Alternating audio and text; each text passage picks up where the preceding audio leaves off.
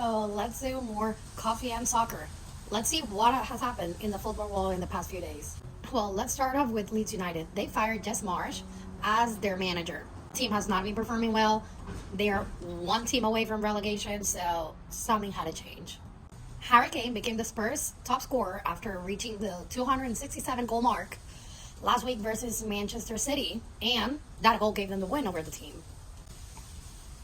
Speaking of Spurs, Captain Hugo Lloris is going to be out for the next 6 to 8 weeks with an injury that he also sustained during the match last week. And speaking of Man City, that team is suffering right now because they have been charged by the Premier League for breaching over 100 of the league's financial rules. That can cause them so many problems.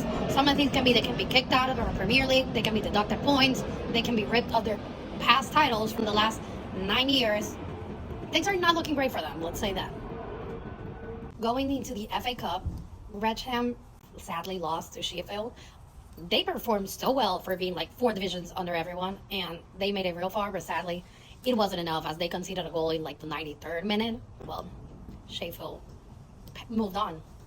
And random, Ronaldinho's son signed with FC Barcelona. So he's a Barca kid, just like his dad was.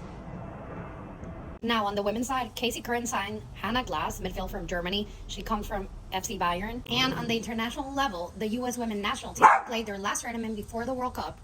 Next week, they're playing the She Believes Cup here in the US, and they will face Brazil, Canada, and Japan. That's going to be a good one, and I will be definitely covering that, so watch out for that next week. That is all for now. Catch up next week.